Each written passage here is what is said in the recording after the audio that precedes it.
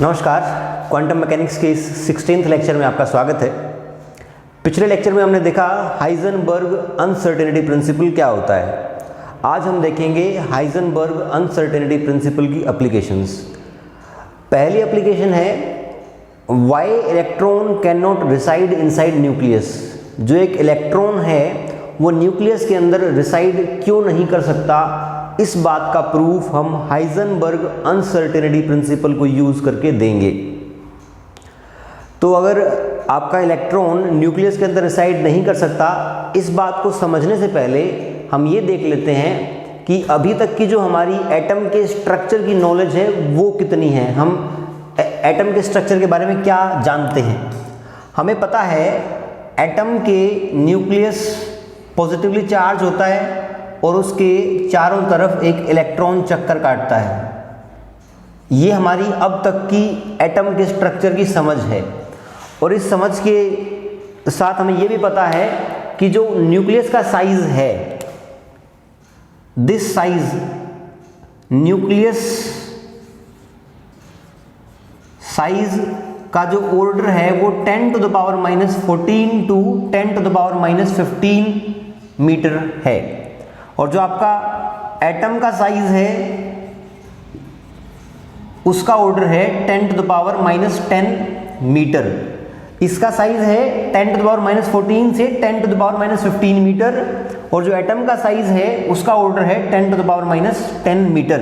ये अब तक हम एटम के बारे में जानते हैं। इसके अलावा हम ये भी जानते हैं कि जो आपका न्यूक्लियस है, उस न्यूक्लियस का जो इंटरनल स्ट्रक्चर के बारे में अगर हम देखें, अगर इसके न्यूक्लियस को जूम आउट करके देखें तो यहाँ पर प्रोटॉन और न्यूट्रॉन प्रेजेंट होते हैं न्यूक्लियस के अंदर। अब यदि हम ये मान लें कि जो इलेक्ट्रॉन है वो भी न्यूक्लियस के अंदर ही रिसाइड करता है, अगर वो न्यूक्लियस के अंदर ही रिसाइड करता है तो उसकी पोजीशन जो है, पोजीशन की जो रेंज है, that would be equal to the size of nucleus. तो मान लेते हैं कि जो डेल्टा एक्स है, uncertainty in position of electron if it resides inside nucleus, तो जो डेल्टा एक्स है ये 10 to the power -15 मीटर होगा। अब हम यूज करते हैं हाइजेनबर्ग अनसर्टेनिटी प्रिंसिपल इलेक्ट्रॉन के लिए। तो इलेक्ट्रॉन की पोजीशन की अनसर्टेनिटी डेल्टा एक्स हमें पता है, delta p greater than equal to h cut by 2। अगर डेल्टा पी को मैं एम डेल्टा वी लिखूं, m into uncertainty in velocity, तो भी कोई दिक्कत नहीं है। तो इसको मैं लिख सकता हूं delta x into delta v greater than equal to h cut by 2। अब इसी इक्वेशन को थोड़ा सा मैनिपुलेट करें तो डेल्टा वी आ जाएगा मेरा, delta v equal to, sorry यहाँ पर 2m भी आएगा बिकॉज जो डेल्टा पी था उसकी जगह मैंने m डेल्टा वी लिखा और जो m था वो नीचे आ गया। तो डेल्टा वी की वैल्यू यहाँ पर हो गई h cut 2m into delta x. यहाँ पर जो h कट है it is equal to h by 2 pi, और h हमारा प्लैंक कांस्टेंट है जिसकी वैल्यू 6.6 इंटू 10 to the power -34 joule second होती है। ये आपका m है, mass of electron, it is equal to, मैं लिख देता हूँ एक बार आपके लिए, h की जो वैल्यू है वो है 6.6 10 to the power -34 joule second. और जो मास की वैल्यू है, mass of electron, it is 9.1 into 10 to the power -31 kg। अब h बाई 2 पाई की वैल्यू यहां रख देंगे, मास की वैल्यू यहां रख देंगे।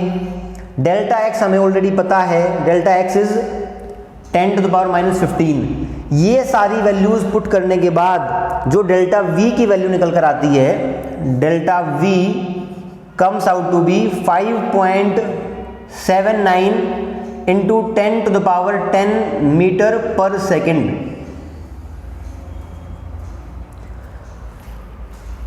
देखिए मैं आपको रिपीट कर देता हूँ एक बार जो अब तक हमने किया।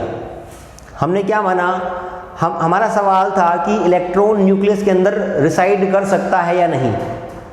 तो हमने मान लिया कि इलेक्ट्रॉन हमारा न्यूक्लियस के अंदर रिसाइड करता है। अगर न्यूक्लियस के अंदर रिसाइड करता है तो वो इस डायमेंशन में कहीं भी हो सकता है। इसका मतलब uncertainty in position of electron will be equal to delta x. Delta x is size of nucleus. इसका ऑर्डर 10⁻⁻15 मीटर हमने माना। अब फिर हमने लगाया Heisenberg uncertainty principle, delta x into delta p equal to h cut by 2। यहां से इसको सोल्व करने के बाद जो अनसर्टेनिटी इन वेलोसिटी आई वो आई 5.79 10⁻10 मीटर पर सेकेंड। अब यहां पर एक बात इंपॉर्टेंट समझने की जो है वो ये है, जब भी हम किसी फिजिकल क्वांटिटी को मेजर करते हैं, फॉर इंस्टांस इस मार्कर की लेंथ को मैं अगर मेजर करता हूं, इसकी लेंथ यदि 10 सेंटीमीटर है तो इसके जो एरर का जो ऑर्डर होगा वो इसकी लेंथ के ऑर्डर के इक्विवेलेंट ही होगा। कहने का मतलब है अगर 10 सेंटीमीटर का मार्कर है तो इसकी लेंथ की एरर 100 सेंटीमीटर नहीं हो सकती। फॉर इंस्टांस अगर ये मार्कर था मेरा, इसकी लेंथ रियल लेंथ 10 सेंटीमीटर है, तो मैं ये नहीं बोल सकता कि इसकी जो लेंथ की एरर है डेल्टा एक्स वो 100 सेंटीमीटर या 1000 सेंटीमीटर होगी। वो जितनी लेंथ है उसी ऑर्डर की होगी। या तो इसकी लेंथ हो सकती है 11 मीटर हो जाए या 9 मीटर हो जाए। उस केस में जो आपकी एरर आएगी वो 1 सेंटीमीटर आएगी और उसको हम लगभग इसी ऑर्डर का मान लेते हैं। तो कहने का मतलब ये हुआ, अगर यहाँ पर डेल्टा वी की वैल्यू 5.79 आई है इंटू 10⁻10 मीटर पर सेकेंड, तो वेलोसिटी का ऑर्डर भी लगभग इतना ही होगा।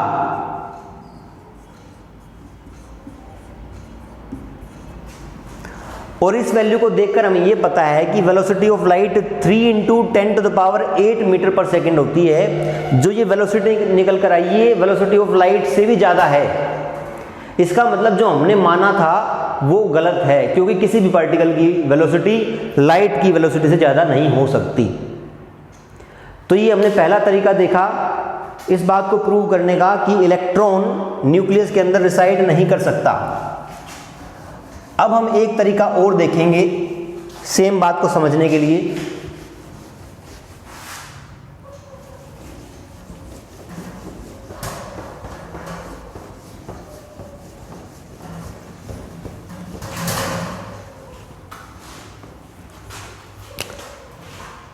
अगर आपका ये एटम है, इसके सराउंडिंग में इलेक्ट्रॉन चक्कर काट रहा है, न्यूक्लियस को जूम आउट करके देखा तो अंदर प्रोटॉन न्यूट्रॉन अवेलेबल थे। हमने मान लिया कि इलेक्ट्रॉन भी अंदर ही प्रेजेंट है और इसकी range delta x equal to, पिछले केस में हमने 10⁻15 मानी है, यहाँ पर मान लेते हैं 10⁻14। आप कुछ भी मान सकते हैं, फाइनल आंसर जो कंक्लूजन है वो सेम ही आएगा। चूंकि रेंज 10⁻14 से -15 है तो हम पिछले एग्जांपल में 10⁻15 मानी है हमने रेंज, यहाँ पर हम -14 लेकर देखते हैं। आपके जो आंसर का कंक्लूजन है उसमें पहले वाले में भी कोई अंतर नहीं पड़ेगा और इसमें भी कोई अंतर नहीं पड़ेगा। ये डेल्टा एक्स हमने ये मान लिया। अब हम हाइजेनबर्ग अनसर्टेनिटी प्रिंसिपल का इस्तेमाल करते हैं। Delta x into delta p greater than equal to h cut by 2। इसको अगर अप्रोक्सीमेटली लिखें तो we can write delta x into delta p nearly equal to h cut. अब ये अप्रोक्सीमेशन करने के बाद मैं यहां पर इसकी वैल्यू पुट कर देता हूं, delta p equal to h cut by delta x. अब एच कट की वैल्यू हमें ऑलरेडी पता है और डेल्टा एक्स की वैल्यू हमने यहाँ पे 10⁻14 मानी है।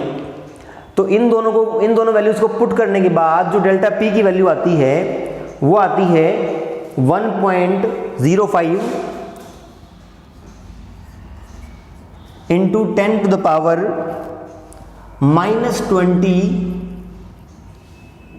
केजी मीटर पर सेकंड आपकी डेल्टा पी की वैल्यू आती है।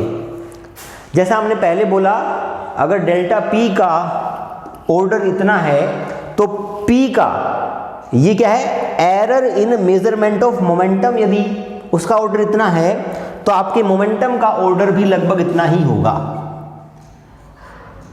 तो आपका मोमेंटम भी लगभग 1.05 इंटू 10⁻⁻20 केजी मीटर पर सेकंड होगा।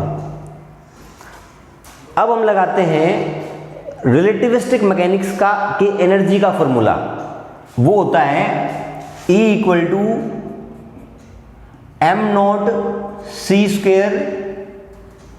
प्लस काइनेटिक एनर्जी, या फिर इसका एक फॉर्मूला और भी होता है, वो होता है E² m0c² का whole square plus p² c²। तो यहां से हम E की वैल्यू निकाल सकते हैं m0² c⁴ plus p² c²। जो p की वैल्यू है वो हम यहां से पुट करेंगे, यहां पर c क्या है, वेलोसिटी ऑफ लाइट, और m0 क्या है, rest mass of electron 9.1 into 10⁻31 KG. तो इस इक्वेशन को सोल्व करके सारी वैल्यूज पुट करने के बाद जो एनर्जी की वैल्यू निकल कर आती है वो है एनर्जी इक्वल टू 19.6 MeV। अगर आपका इलेक्ट्रॉन न्यूक्लियस के अंदर रिसाइड करेगा तो उसकी एनर्जी इतनी होनी चाहिए।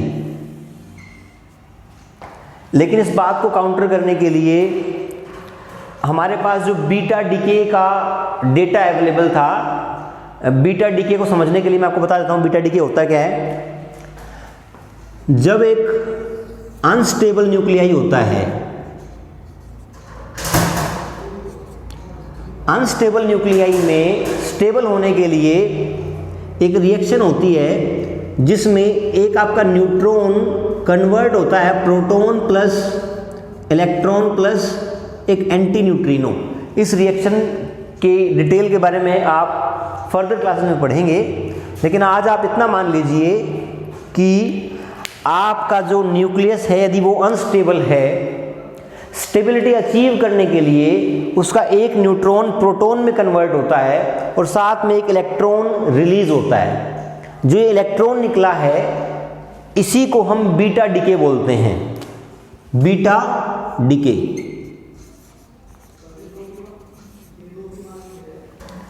बीटा डीके में जो इलेक्ट्रॉन निकला उसकी जो एनर्जी की वैल्यूज हैं वो लगभग 3 MeV की पाई गई। कहने का मतलब है कि अब आपका अनस्टेबल जो न्यूक्लियाई है उसमें न्यूट्रॉन जब प्रोटॉन में कन्वर्ट होता है और इलेक्ट्रॉन जब निकलता है उस इलेक्ट्रॉन की जो एनर्जी है वो 3 मेगा इलेक्ट्रॉन वोल्ट के आसपास होती है। लेकिन अगर उसको रिसाइड करना है न्यूक्लियस के अंदर तो उसकी एनर्जी 19.6 MeV होनी चाहिए। इसका मतलब हमने जो माना था वो गलत है, कॉन्ट्राडिक्टरी है with respect to experimental observation. तो इन दो तरीकों से हमने ये देखा कि आपका जो इलेक्ट्रॉन है वो न्यूक्लियस के अंदर रिसाइड नहीं कर सकता। आज की क्लास में इतना ही पढ़ते हैं और हाइजेनबर्ग अनसर्टेनिटी प्रिंसिपल की अगली एप्लीकेशंस हम नेक्स्ट क्लास में पढ़ेंगे। Thank you very much.